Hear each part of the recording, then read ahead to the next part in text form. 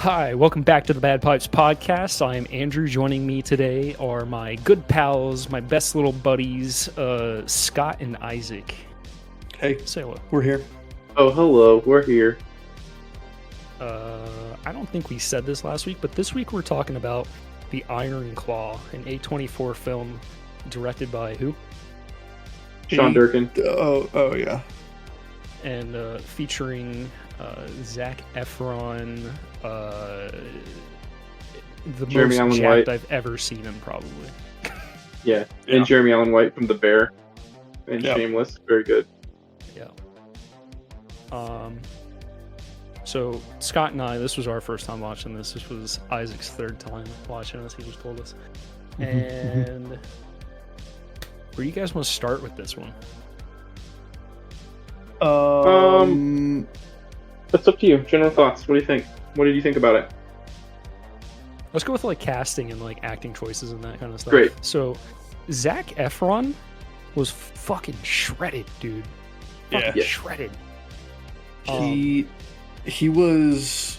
I mean, I did have a thought while watching this at some point. I think towards the very beginning, as soon as he got out of bed, and I realized how absolutely shredded he was, and it once again brought me back to the pictures Andrew would draw in high school of very, very, very, very jacked men, like bodybuilder types.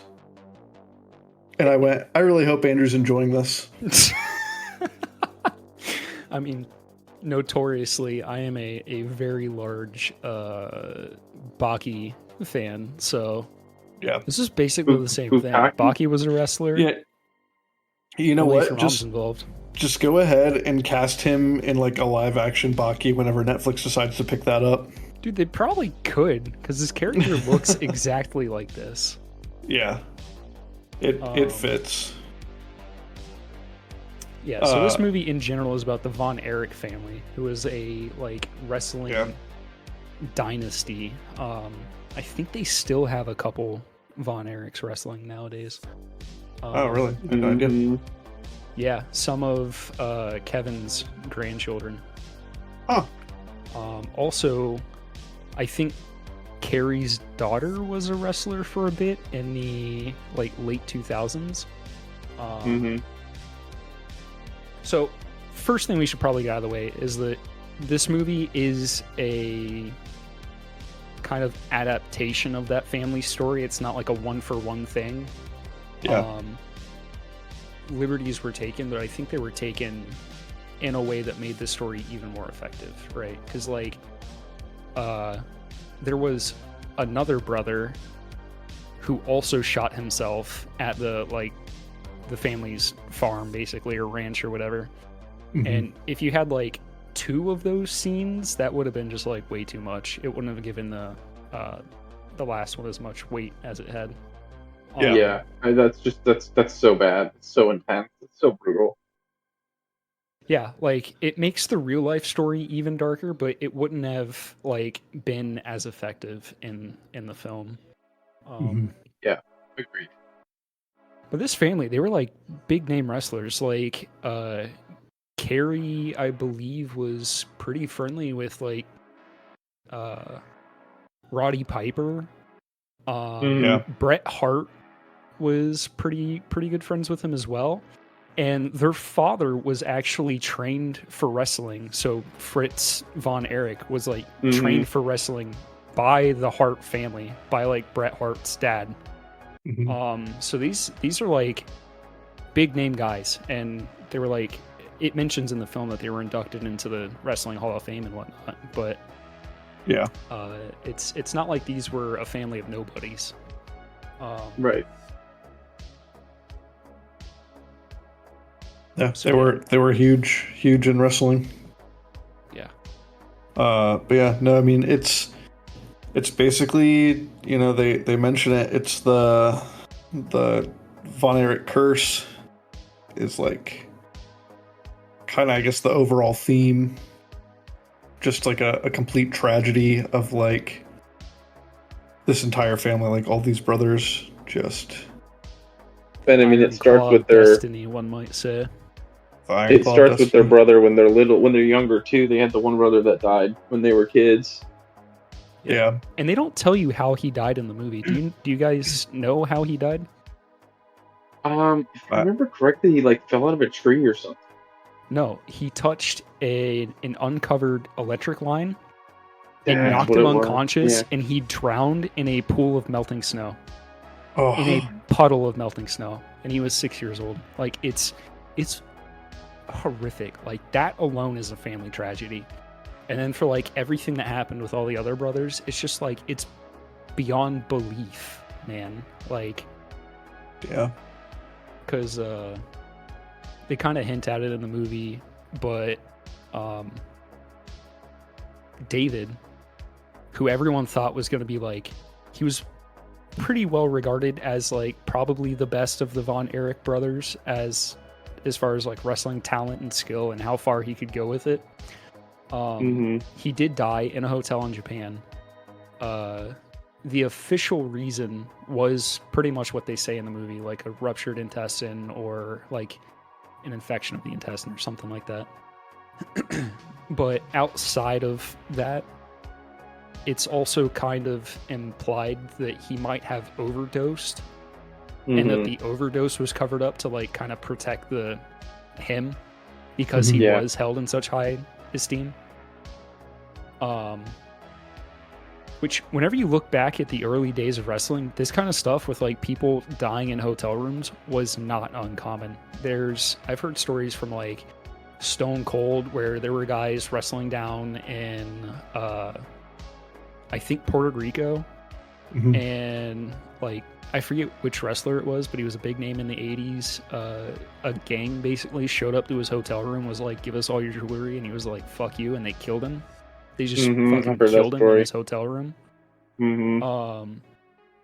So yeah, like whenever you get into the nitty gritty of like the old school wrestling stuff, it was legitimately the Wild West. It was like guys working for almost no pay.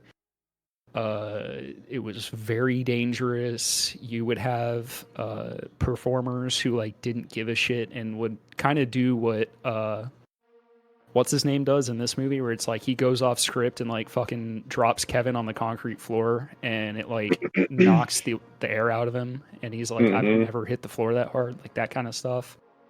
Or you'll hear about people like literally legitimately kicking people in the face in the ring, and like it's brutal. This is a brutal profession, and it's why certain people got so mad whenever people would say like wrestling is fake, because it's not fake. It's a performance, but it's fucking real, and when it goes wrong, it goes really fucking wrong.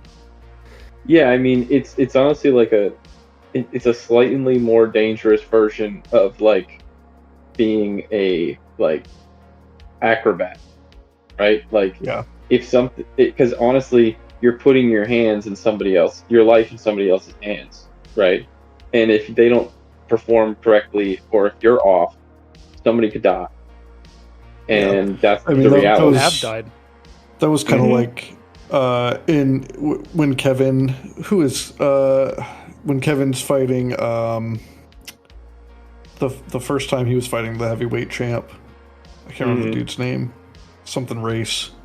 And he tells his dad, he's like, yeah, I didn't like it wasn't planned that he was gonna like throw me out of the ring.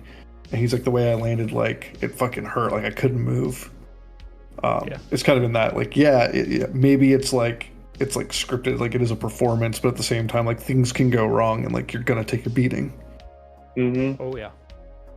Or even like outside of I know we're bringing in a lot of stuff for outside of the movie, but whenever the Undertaker dropped, what was it, Mankind, I can't remember what name he was going under at the time, but he like dropped him through the cage that was like 20 feet up, and it was like scripted that he would like choke slam him onto the like steel fence cage or whatever.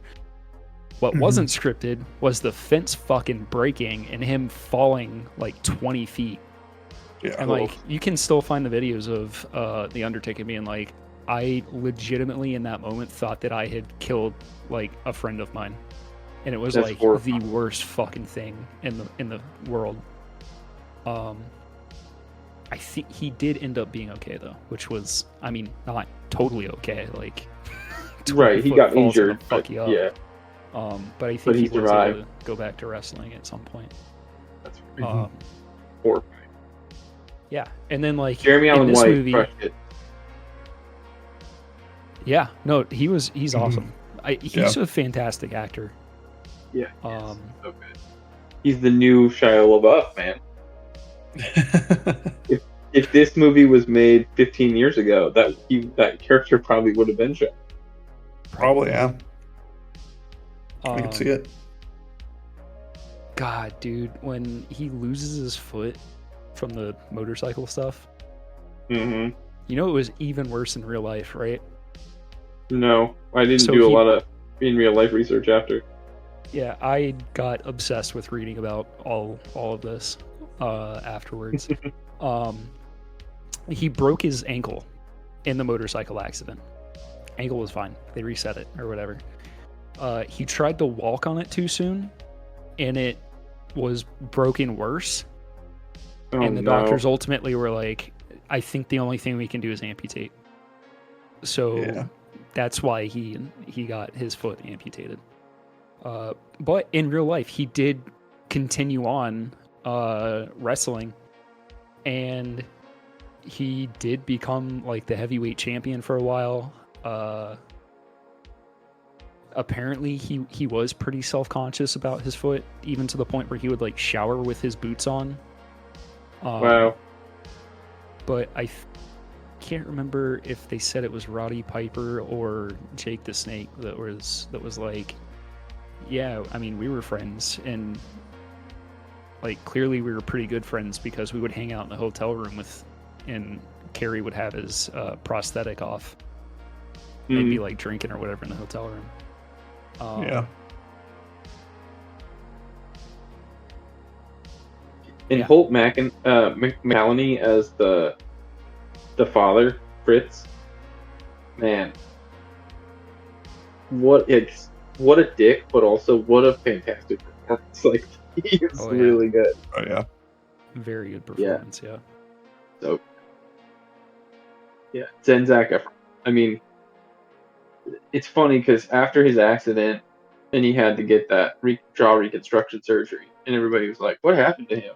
Why does he have this like?" I feel like this part like is the first part I've seen him in where I'm like, oh, that actually like fits this role really well.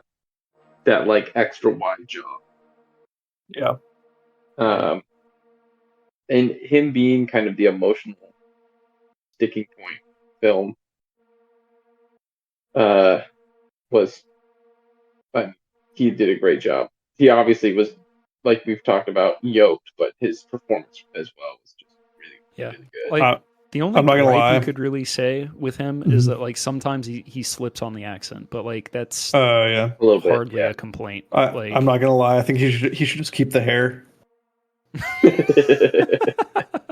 The Dutch boy haircut. Yeah. Yeah, they do really good at making everyone look like they're in the like sweaty, dirty 70s for part of this movie. Yep. Yeah, it was really, really well done. To me, there's lots of emotional parts of the movie, but the one part that like I can't, like it hits me in the gut every time, and it always makes me cry every time, is the end when he's got his boys on and he's crying, and he's like, "You guys shouldn't see me like this, men don't cry." And I'm like, "Yeah, what are you talking about? We cry all the time." And then that final thing that he says, the boy says to him, where he's like, "Dad, we'll be your brothers." Yeah. That crushes me every time, because that's like so true to what a little kid would say. It's such good thematic resolution too, because like it opens up, with him and all of his brothers being like very much under his father's rule, and his father being like very one-minded, and the like at the first funeral, and they're like, no one cry. I don't want to see anyone crying, or whatever it is he says. Mm-hmm. And like, being a modern man, you're like, oh fuck, man. Like I think nowadays this movie would be. I think a lot of people would argue that it's kind of arguing against toxic masculinity, but like that's not the real theme of the movie. The real theme of the movie is like the importance of family, the importance of these connections, and it's playing on that idea that like wrestling is like the modern form of Greek theater. And so this movie is a Greek tragedy. Yeah. And that like the only person who's still alive is like the one who knows the truth, right? And whenever you finally get around to that scene that you were talking about, like that is the resolution of like, oh, he's able to be truthful and honest and open now. Just like excellent character development in this movie, man. Yeah, and like the idea of like their dad being kind of like the poster child. It's not just toxic masculinity either. It's like full blown criminal abuse, right? Like it's more than just toxic masculinity. Like their dad is a horrible person, but they absolutely loved wrestling, anyways, right? Like even though he was horrible, that didn't really diminish their love of wrestling. I think it probably changed the context for them a little bit. But to have him have that conversation with his own boys at the end was so effective and so, like you said, full circle. It kills me every time. Like I can't even talk if I talk about it too much. It's like I could see like going through something and having like my boys say something like that to me. Yeah. This like was when the my Uncle first Steve. movie. Go ahead. Well, I was just gonna say this is the first movie in probably like 10 years where I was like sobbing. I was like full fucking sobbing. Yeah, it's really, really good. It really punches you in the gut. Yeah, because with like this is some personal experience being like read into the movie, but like when you've got someone that you really fucking love who like shut up. When you've got someone who like really loves you really love, and you know that they love you, and yet like either tragedy takes them from your life too early, or like suicide takes them. Mm-hmm. Like this movie just fucking nails that, like that anguish, man. Yeah. Well, no, it's like, I don't know. You're seeing a lot of it from Kevin's perspective. And it's very interesting. It's very interesting watching him, like, you know, he kind of was like close to that glory, you know, close to achieving thing. He kind of like watched as like he watched his brothers like achieve greatness, you know, despite like all of his efforts, and then like watched kind of at the same time watched them like get eaten by it. Because each brother had their own passions too that were taken from them before they went on this road, right? Right. You've got like the youngest brother who wanted to be a musician, and in a freak accident like breaks his shoulder, and then like during the fucking surgery gets toxic shock syndrome, and is like permanently mentally disfigured by it, and like in the futility of like trying to come back from that just like gives up basically. Which, oh man, dude, this movie fucking hurts. It hurts. It's so good, but God, is it a tragedy, man. Yeah. I was going to say, I feel like this is one of the few movies I can say I've seen recently that's just like straight up a tragedy. Like, I don't know. It was like a really good movie, but it didn't feel like throughout it there were like too many just like there's no like that comic relief or anything. No. which It is was like, Definitely not. nice, man. Like, yeah, it's nice to have a movie that just like knows what it's it just is real. and Yeah. does it. It gives you it like you get the feel good moments. Like you do have like it's like cathartic. I wouldn't say feel good. It's like cathartic. Yeah. Like as you're watching, so it's like this is just like a straight up tragedy, but there's like beauty in that tragedy, like in that ending scene with his sons. Yeah, or even just like I don't think I've watched a movie in a long time where like when you see like one of them crack open a cold beer after like going through something crazy, like Mhm. you can kind of like taste the beer with them a little bit, if you know what I mean. You're kind of like, oh yeah, like yeah, that's what you need right now. Like yes, Yeah. it's those moments of like it's the filmmaking really, it's the direction, um, being able to make the whole thing feel real, so that the like you said, like the quote feel good moments. It's not even feel good as much as an audience member, you are happy that they are happy in that moment. You're Yeah. able to empathize with their joy enough, but at the same time know that it's not going to last. And that, That's like another theme that's like running through the movie too, is that like attempting to escape from like the pain of life, essentially. So like yeah, after David's funeral, you see the father and the remaining brothers outside around the table, and there's like a ton of beer bottles all around them. mm-hmm. Carrie, at different points of the movie, is like snorting his pills and Mm-hmm. drinking heavily and all sorts of stuff. And even I think you could say the couple of suicides at the end there, like those are them attempting to run or hide from tragedy. And then Right. you get to Kevin's final fight with Ric Flair in the movie, and Rick in the locker room afterwards is like, let's go get a drink or something, and Kevin's like, no. And you see that like he has fully come around at that point, like he's not hiding from the pain of life anymore. Mhm. Mm-hmm. And then you get like further resolution, because it's like he's not hiding from it, and then he has the scene with his sons and he's actually open to it, Mm-hmm. Yeah. which is just like the only way you can face it if you're going to get through it. When Especially that it's so overwhelming like that, man. that moment when when his son says, "Daddy, we'll be your brothers," and he keeps crying, and he pulls them in to him, is the complete antithesis of who his father. Yeah.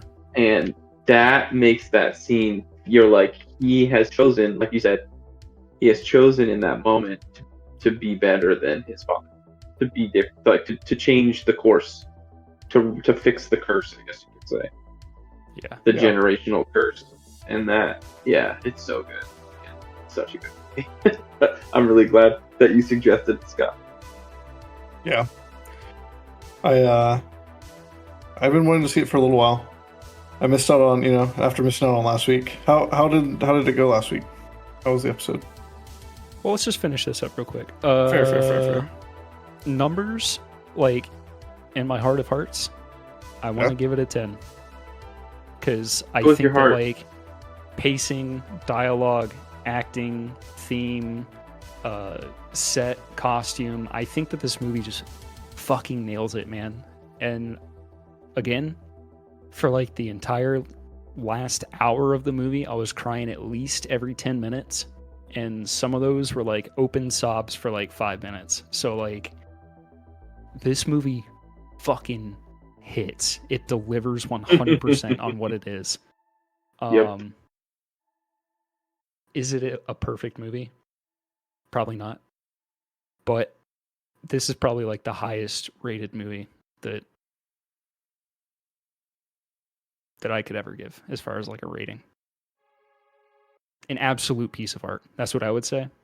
and in that Yeah, it's way, very it is good. perfect. So I'm gonna give I it would a 10. say I'd probably give it a 9 out of 10. I really love the filmmaking qualities, and I love everything.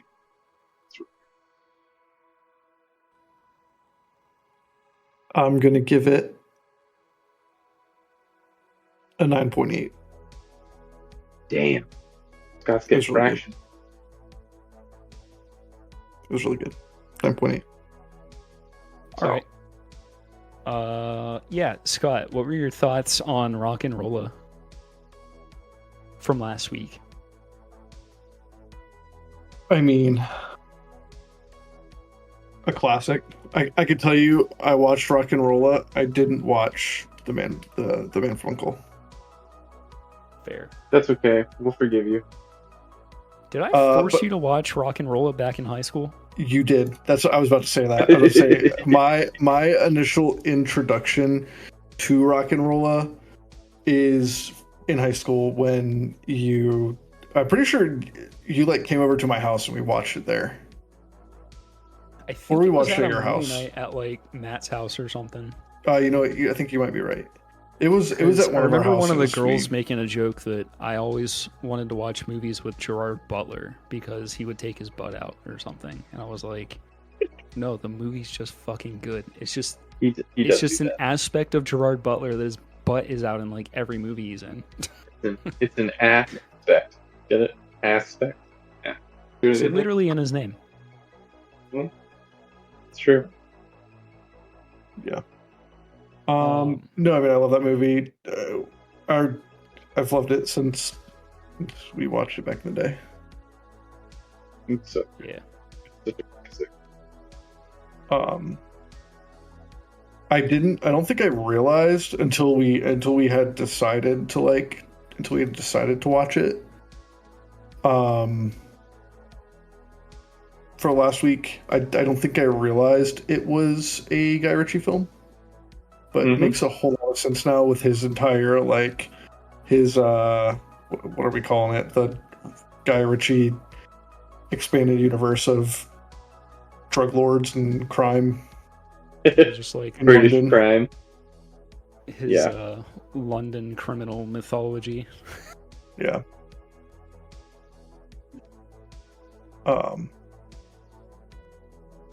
Yeah, good one. I mean, I'd probably give it like an 8.5. Fair. So I don't know what you guys gave it last week. Did you guys rate it last week? Yeah, we did. Yeah. I think I said we in both my gave heart it- of hearts, it's like a 10 because I just love it Yeah, that we much. both gave it But 10. realistically, it probably is like an 8.5. I think I said something Yeah. like that. Yeah, nice. Hell yeah. I will for you, Isaac. I will go back and watch The Man from U.N.C.L.E. It is very good. Don't do it for me, Scott. Do it for yourself. I'm going to do it for myself, but also because you recommended it, and Do it for so yourself. far, most of your recommendations have been really good. To be fair, I also recommended it. All right. That's true. You didn't recommend it. You didn't see it yet. I recommended it last week. I'm in the recommend camp now. That's fair. Do you want to talk about the state of the gaming industry for a little bit? Yeah, let's talk about We're the gonna talk state about of the gaming industry real quick. The state of the You want to gaming talk about industry. Arrowhead kicking their CEO to the curb and bringing a new guy in after all that shenanigans that happened a couple weeks ago? No. Also, he's not to the curb. He's like more involved with like the production stuff now. So Sure. he's still like Whatever. there. He's still working on stuff and still like kind of guiding the philosophy of the game. I don't know. Drinking the Sony propaganda. No, I kind of want to talk about Assassin's Creed first because this is another Ubisoft game. There's been a lot of Have you hubbub talked online. about it last week at all, or no? No, we didn't. We avoided it. Okay. Yeah. But also, I think a lot of this stuff was just coming out last week. So Yeah. So Assassin's Creed Shadows, right? Yeah, I think so. Yeah. We're believe finally that. I believe that's getting an Assassin's Creed game that takes place in Japan. I'm gonna be honest, I don't like the Assassin's Creed games. I'm not even interested in the like format of the game. I The feel like closest I've ever played to something like this was the Shadow Mordor stuff, and those got really old for me really fast. Yeah, I also I feel like Assassin's Creed has low-key kind of been trash since like I feel like the last good one was like Black Flag, which I mean when you're a pirate and you actually get to sail and have ship combat and like boarding, it's hard to like make a bad game out of that.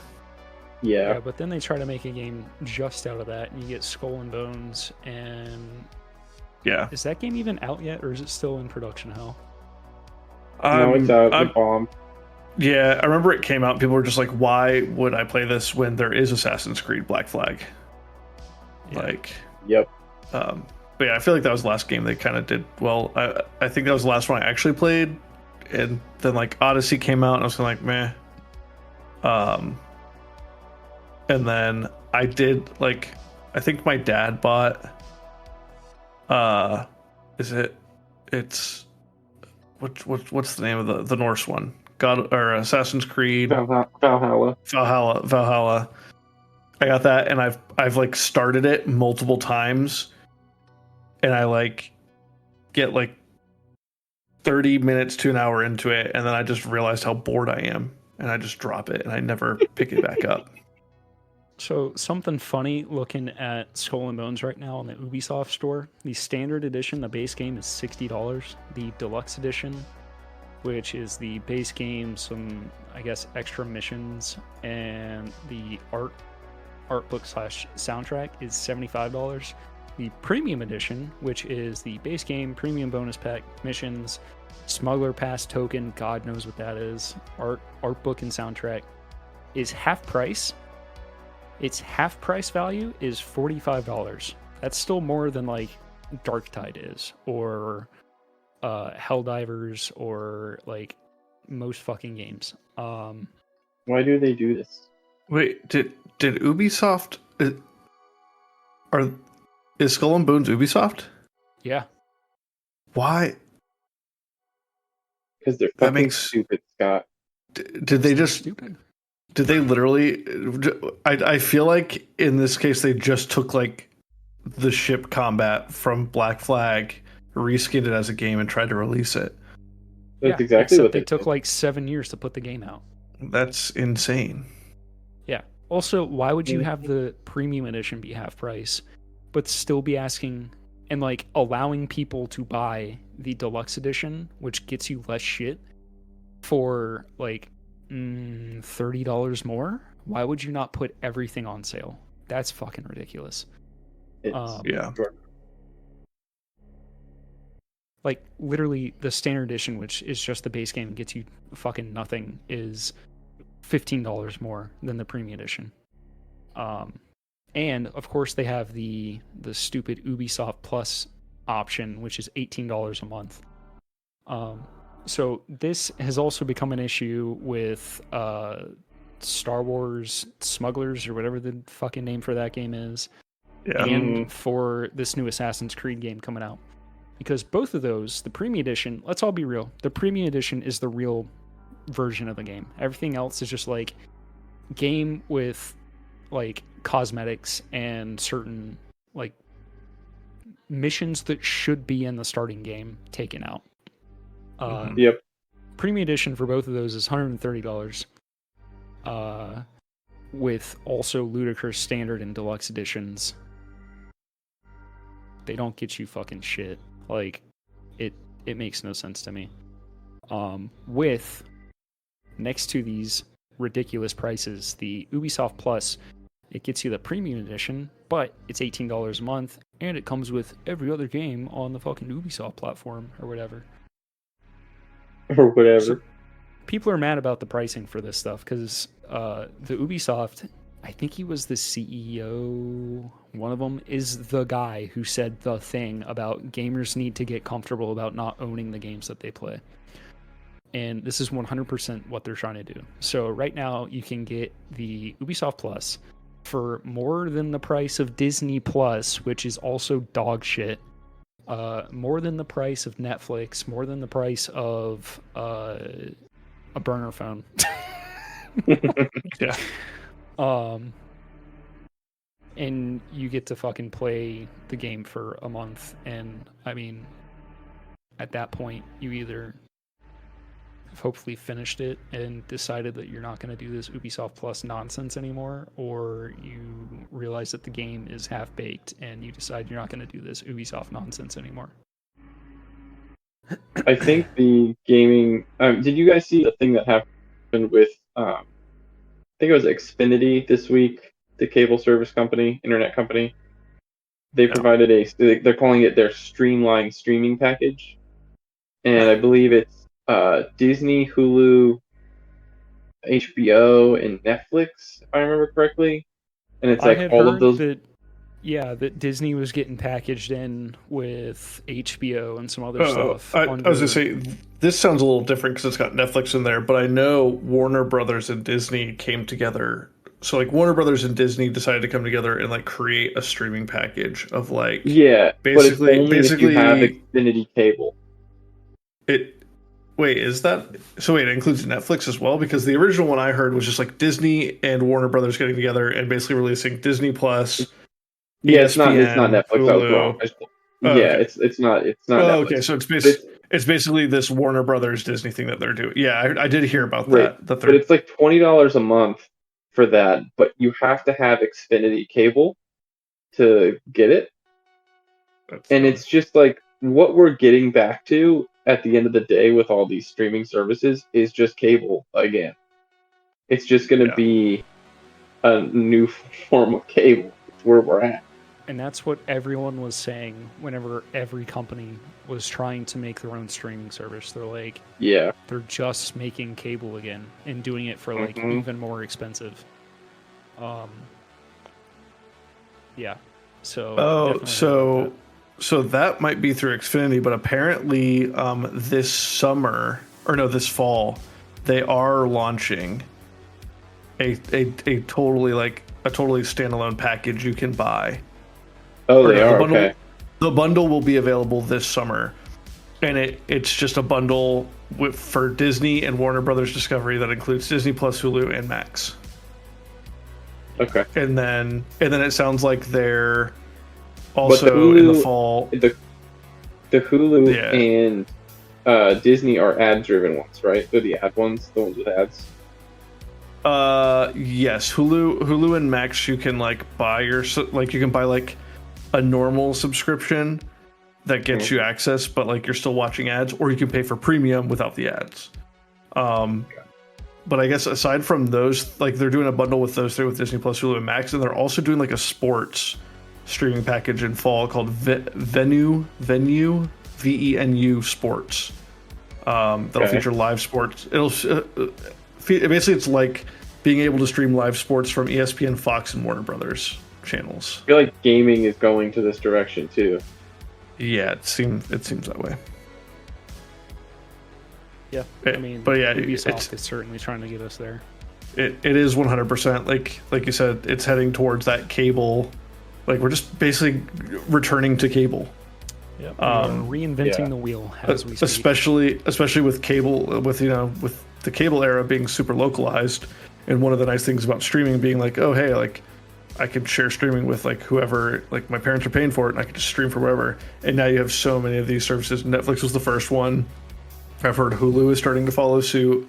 That they're they're doing the whole IP address like detection thing, where basically it's like, oh, okay, if your IP address isn't matching whoever is like paying for it, you're just like barred from it. Yep. So insane. Yep. All of these companies are trying to reinvent the wheel of torment, and we mere men must make like Conan and liberate ourselves of this slavery. No, it was like unfortunately Netflix did that and it worked really well for them. So I think all these other streaming services were just kind of like waiting in the wings to see like how it played out. And now that they can see like, oh, like Netflix did this and like jumped in subscriptions by a lot. All these other streaming services are just like, yeah, we're just all gonna follow suit. It works. Thanks a lot, Joe Biden. Yeah. It's Joe. It's fucking Jover. It's Jover, my dudes. Take over. Here's something else that came out, I believe this week. Apparently, Zoomers, Gen Z, Yep. overwhelmingly, like, does not watch Disney Plus, Hulu, or like any of these other kind of minor streaming services. They like overwhelmingly only use Netflix. That makes That's- sense. Yeah, They're the I can dumbest see it. of us. I could also seeing them just like straight up, like there's so much content on TikTok. They're just like honed in. They're like watching the TikTok drama storylines that like are on there. I don't know if you've seen those. Got They're like the bad Gen Z act. whisperer over here. The Zoomer Dude, whisperer. I don't know if you've seen. There's just like these like bad, like terrible acting dramas that are like they'll like put an ad on TikTok and you like download a separate app and you just have. Honestly, we should sometime do a reaction to some of these. We should like go and like download this app and watch some of these things. They're hilariously bad. But you like get an ad for it on TikTok and it like reels you in, and then I feel like some of these Gen Zers they'll just hone in on it and Well, now I'm gonna can't start stop them. calling TikTok, Scott. if I remember right, is gonna start experimenting with like hour-long upload Yeah. Oh, Jesus. potential. I I'm think gonna so that start they can calling compete Scott with like Netflix or Zoomer not Dad. Netflix. No, Gen Z Daddy. That's your new name, Scott. Gen Z Daddy. But I think they're trying to Man. like edge in on like YouTube a little bit in that way. Yeah, that makes sense. I watched a 14.5-hour stream over 2 days while I was working from YouTube. Pirate Software's stream from last week. One of his streams from last week. He had a Yeah. 14-hour stream. Yeah, he'll stream. He'll do long plays where he will start a game and he will not stop the stream until he's beaten it. Pirate Software, by the way, for our listeners, he, as far as I know, is not a pirate. No, he's a dev. He's a dev. He was a dev, and he was involved with like Still is. cybersecurity for a very long time, and he actually worked with like World of Warcraft on like banning cheaters and instituting a lot of that stuff over there. His dad also directed and designed all of the Diablo cinematics for all the games from Diablo 1 through Diablo 3. Wild. Mm-hmm. All right. Let's pull this back to Ubisoft and Assassin's Creed. Now, Assassin's Creed Shadows, they announced that the main characters, the two like main historical characters, are Yasuke, the Black Samurai, Mhm. and I forget what the woman's name is, but Like No or something like that. NOE, something like that. So a lot of people were a little confused about this because Yasuke is like an actual historical figure, and the whole point of the Assassin's Creed games has been like these unnamed assassin organizations have been like guiding history towards a like better state of being, I think, right? Am I wrong in that? Yeah, the meta of the plot doesn't matter. The whole focus is they usually try to strive for historical figures. What do you mean?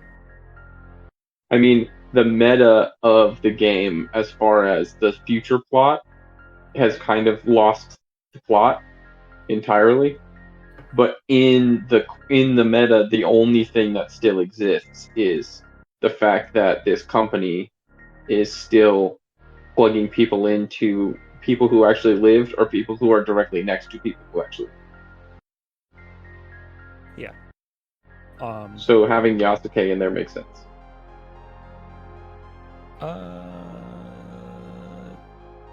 Does it though? Like having him in the game, I think makes sense. But from what I've heard, him being like the playable character, being this like notable historical figure, like as far as we know, like the first black man in Japan, He was. And I mean, for that that's to why rhyme, sounded a Nobunaga. little sillier. That's why Nobunaga bought him from the Jesuits that brought him over, and made him the sword bearer because he had never seen it. That's interesting. Yeah. You say sword bearer, but not samurai. Retainer. Well, yeah, he was a bushu, which is like he had his own swords, but he wasn't a lord, I guess you could say. Yeah.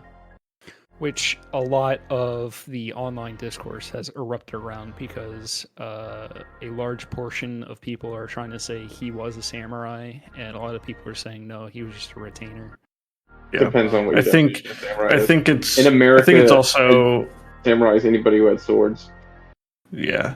To be fair, I think it's a lot of semantics for a game where they've depicted historical figures in just very. I mean, again, I haven't. It's been a long time since I've played some of that, but I mean, what you have like isn't it like Michelangelo or someone or Da Vinci in there Da Vinci, that you're yeah. just like chilling with, talking to. They're like, I feel like I remember some absolutely ridiculous stuff going on with some of the historical figures. They've always played loose and fast with history, and the thing is, my biggest problem is it's Ubisoft, right? Yeah. If you have a problem with Assassin's Creed Shadows and you don't want to play as Yasuke the Black Samurai, you can go play Ghost of Tsushima. You can go play Rise of the Ronin. You can go play Neo. You can go play. There's a dozen Neo is fantastic. Neo samurai games that you can play, but then the question comes back to: is the only reason you're not playing it because it's a Black Samurai? And that is where the gamer discourse, for some reason, anytime there's some sort of news event, it always ends up falling back on Asmongold fans or Nazis. I don't know why, but that's where it always ends up. And I feel like that happened with this again, where everybody was like, wow, gamers are racist Nazis. Yeah.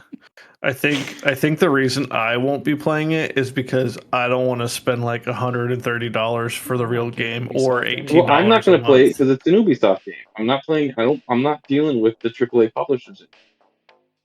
Yeah. I'm done with their bullshit. Yeah, I think my thing is like, I'm not gonna not play a game just because it's from. I know you're doing your AAA publisher boycott. I'm not gonna boycott just because it's coming from a AAA publisher. But at the same time, Burn it down. At the same time, I don't tend to play like. I think the only games I really do play from like any AAA publisher, like, I've been bored with gaming for a very long time. Like, I have such a backlog of unfinished games because I hop into something and go, this is really fucking generic and boring. The only exception to that is like God of War. Like, God of War has been like one series that has always been able to keep me on it. But can I read you guys some of the comments on the Assassin's Creed Shadows trailer? Yeah.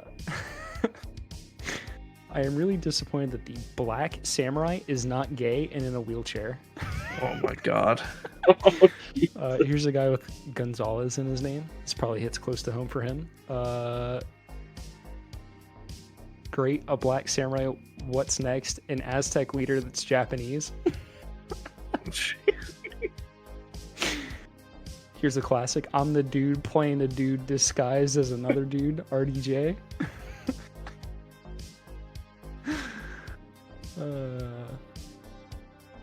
The thing is, like, I feel like people have been waiting for a Japanese Assassin's Creed game since the first Assassin's Creed game.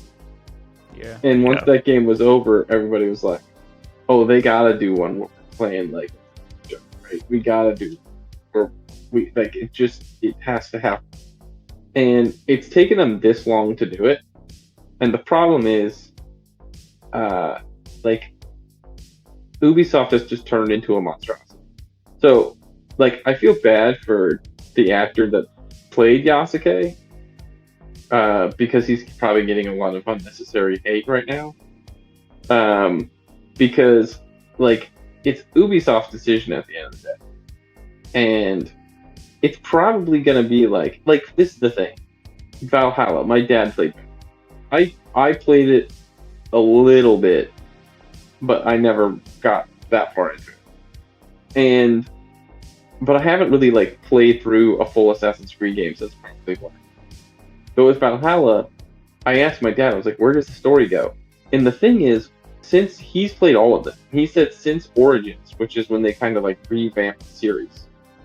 Yeah. Every game about 20 hours in takes a hard like supernatural turn. You're like going to Valhalla and fighting alongside Odin on the battlefield. In Origins, you're like going down to Hades or not Hades, whatever the Egyptian god of death is. Horus went on the Egyptian version of hell. In Odyssey, you're going down to Hades, and like you're fighting. It's like they just have this crazy supernatural. So they've kind of lost the plot as far as the staying historical. Like even Assassin's Creed, the first game, one of the things that was so cool about that was any and all supernatural anything wasn't introduced until the final boss battle. Yeah. Like you hear this thing about this apple and how it's gonna, it's got all these powers, and you're like, yeah, maybe not. And then the final boss battle, it's like, oh shit, it's real.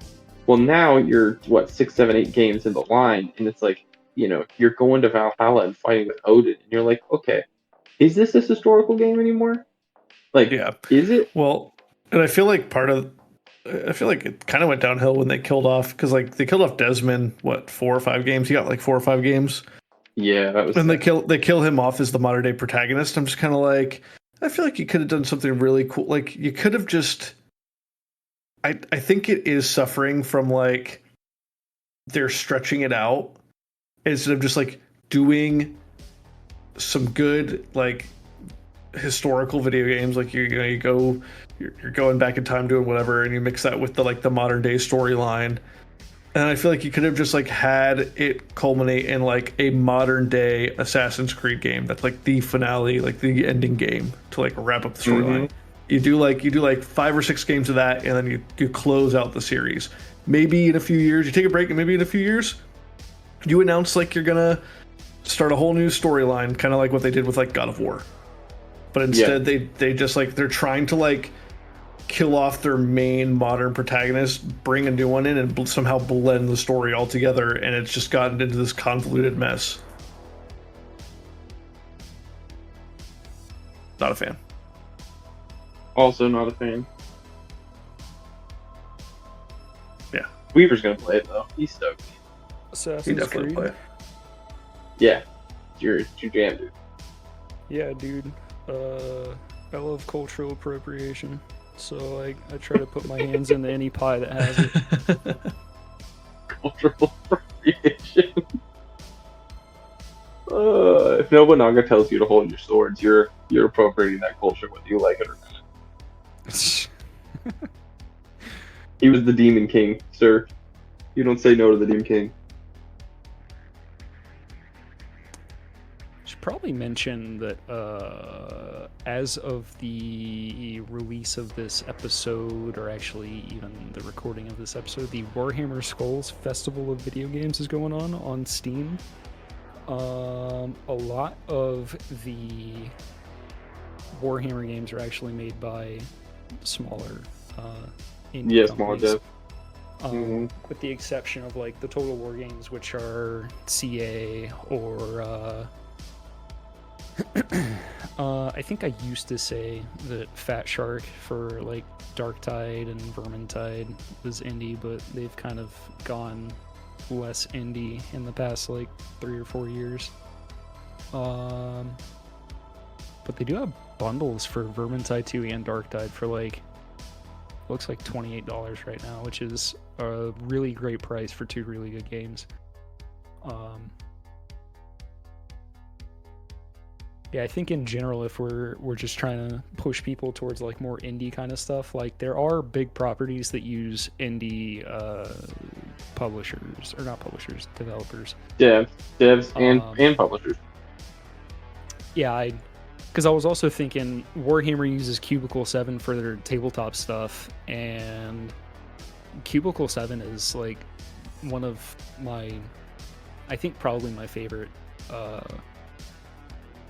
tabletop pen and paper RPG kind of publishers, because I mean, you look at the books they put out for like D&D nowadays, and you pay like a minimum of $50 for one of these books that gives you like almost nothing, whereas you look at the stuff that Cubicle 7 gives you in a book, and it's like an entirely revamped magic system with like pages and pages and pages of new spells, or it's a setting for Lustria. This is me talking about like Warhammer Fantasy role-playing edition, or role-playing game 4th edition.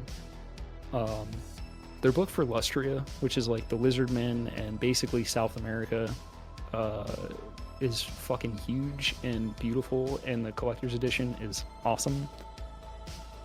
So yeah, like books, movies, games, there are indie companies that I think you're better off looking at.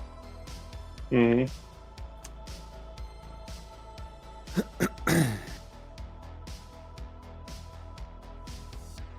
Well, Yeah, I think in general that's the trend.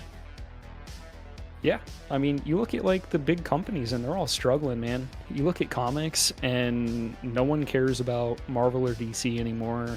Part of that's like because of this almost cartoonish infatuation with making every character gay.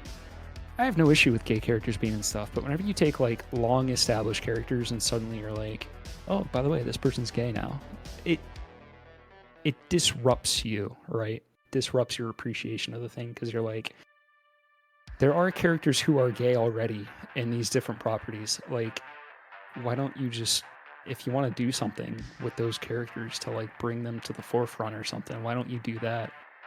I don't think that taking an established character and like hitting you with this, and then whenever you don't like that decision because they had romantic partners or something that you thought were better fitted for them, and then you like shut down all those stories to have this new one, like, it is disruptive, and it's hard to stay with that stuff.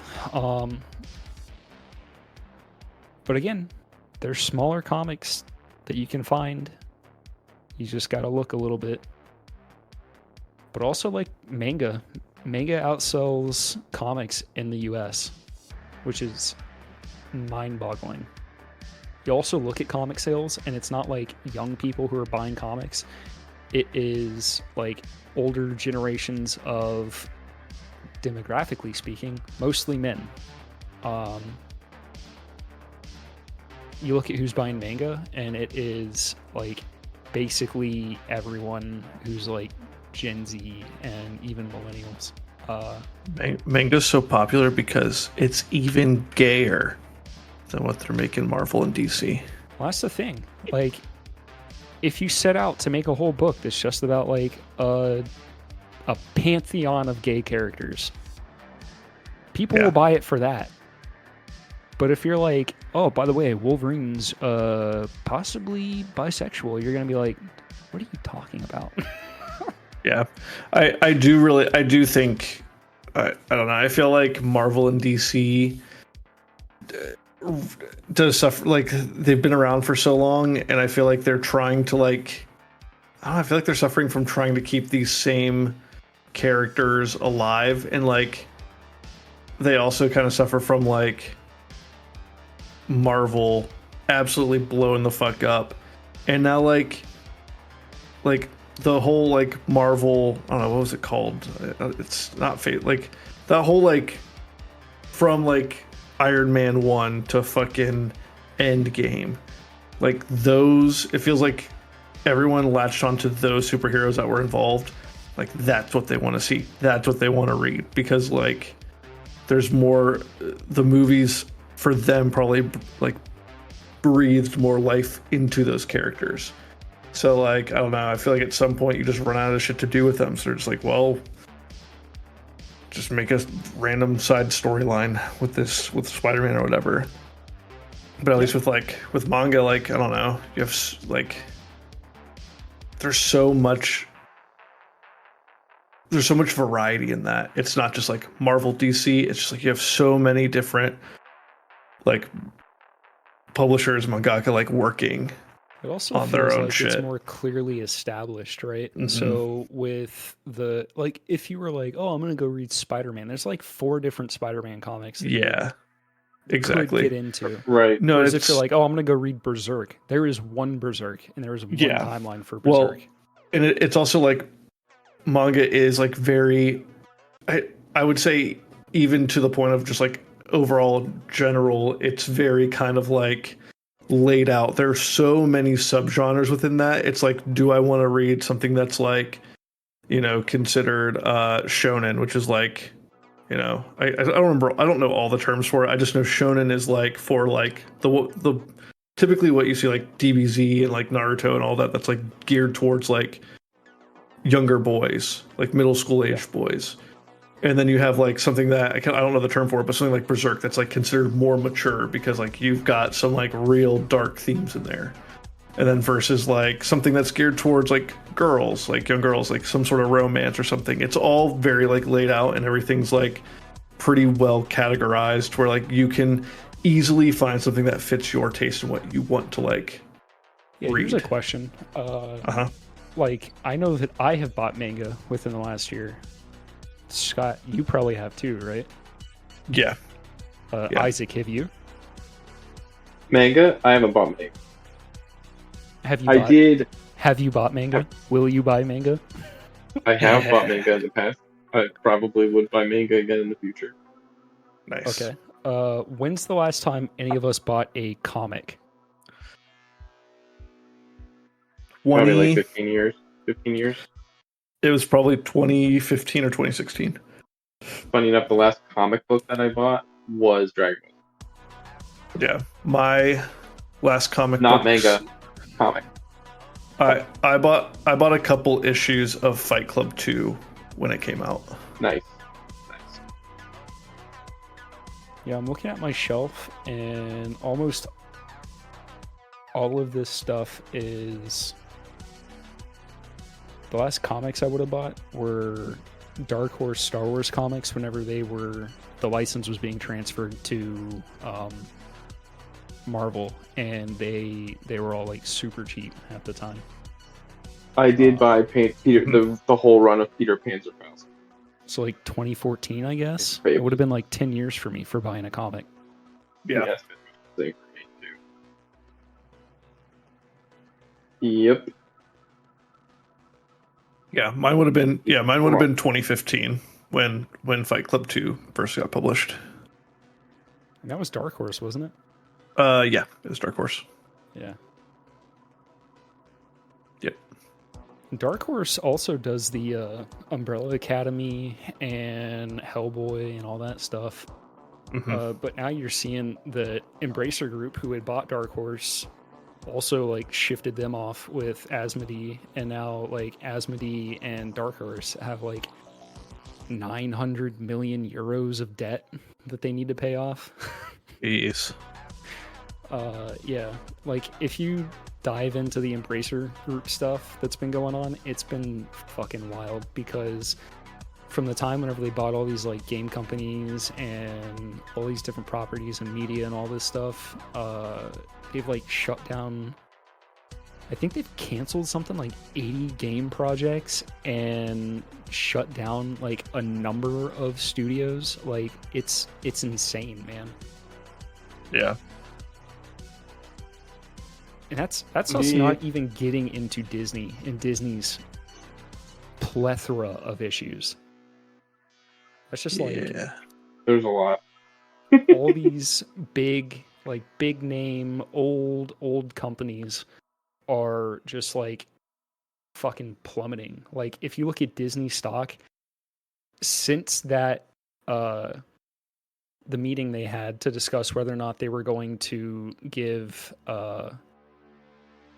Nelson Peltz and whoever his little buddy was seats on the Disney board, since that got rejected, Disney stock has been on a steady decline. It's not at the lowest it's been this year, but its stock was building up to that meeting. It got all the way up to like I think $122, and now today, the last I looked at it, it was at like 100. Its low for the year is 89, so it's not all the way back down to that, but like it has been steadily dropping. And then you look at other things like Games Workshop. Games Workshop stock has been fluctuating by like $40 every day. Like it's super unstable right now. And a lot of that has to do with like some of these decisions that they're making with their properties and stuff. It's just like I don't know, I feel like I'm so black-pilled whenever I talk about this stuff. I'm like, everything old is dying, and all these like beloved properties are being like, as Bob Iger put it, mined to death. Yeah, I was about to say they're squeezing everything they can out of everything they can get their hands on. Yeah, and it's even Pixar. You see that they dumped like 175 people, I think, from Pixar, which was like, I think 15% of their workforce or something. Yeah. Pixar. Bad news. The world's on fire. You know where we're at right now? This is the opening credit sequence to The Watchmen. Oh, dude, that was the one I forgot to mention last week whenever I was talking about all the ads that they were playing on the DVD for Rock and Rolla. One of them was for Watchmen. It said when the theatrical date was, and I was like, oh shit, dude, this is that old. Yeah. That's the times are changing. The glory days are over. Did you like Watchmen? I enjoyed it. I thought it was I've never seen it. You've never seen Watchmen? I've never seen Watchmen. I know what we're watching this week. I'd be fine with that. If you guys want to watch Watchmen, we go back to Zack Snyder. Back to Zack Snyder, boys. We're his biggest fanboys. We're just doing the movie. We're not doing the TV show. Oh, dude, if we did the TV show, you guys would have to like put a fucking a damn muzzle on me. All right. Yeah, we're gonna do the movie. I tried to watch the show and I got so fucking angry. Yeah, we're not gonna watch the show because Weaver's Fascist is gonna come out. So we're gonna just watch the movie. It's just such a bad argument against like fascism or even. Don't get me started. So Don't get me started. It is a decent movie. It is a very entertaining. Yeah, it's Zack Snyder at Zack Snyder's best, where he just has like cool scenes and characters say hard shit sometimes, and he didn't write the dialogue, so it actually delivers at points. And right. Watchmen, just that we're gonna do something else. I don't know. What else could we watch? What else is even out? What else is streaming? Good question. Look, you know what I wish would come out? Second season of fucking Twisted Metal. Have you guys seen Sin City? Oh, of course I've seen Sin City. Yeah, Sin City. Oh, it was just like it was like in the related for Watchmen. Are we gonna do? Here we go. Snyder's, Madam Web is streaming on Netflix. Oh shit! You guys want to watch Madam Web? All right, let's do Watchmen and then let's do Madam Web. Oh, it sounds great. Let's do it. It's gonna be wild. The highest end of a superhero movie and the lowest bottom of a superhero movie. It's gonna be glorious. Yeah, I'm excited. Alright. I'm excited to see if you guys pick up on all the AI and or the CGI ADR that they had to do in Madam Web to change what somebody's mouth is saying as they're talking. God. At least Sydney's in it. Yeah, not as much as you'd think. No, dude, don't tell me that. Have fun, boys. All right, least if you made it to this point, thanks for listening. You're solid gold, bud. Shit, what do we do at the end of the episode? If you would like to give us a follow on the X/Twitter app, we are on there at BadPipesPod. If you like the music, that was Carl Casey at White Bad Audio. And if you had a question, comment, or concern, or you wanted to tell me why the Watchmen TV show is actually good, you can do that at our email, which is just cryptidworksofficial@gmail.com. And if for some unhinged reason you wanted to give us $1, you can do that at fucking Patreon. We got a Patreon. It's patreon.com/badpipespodcast. All right. It's linked on the Twitter. It's linked on Twitter. It's linked on the Twitter. Go to the Twitter. Argue with Scott. Tell him to stop following Hassan Abi. No, I have to. Tell him to get better political Hassan pundits. Piker. Hassan Piker. I stay even on all things. For every Joe Biden I follow a Trump. Oh my god. Everyone's mad now. Scott's really aiming for that 2-state solution. All right, hold on. Let's test that theory, though. If you're following Hassan, are you also following the dreaded Destiny?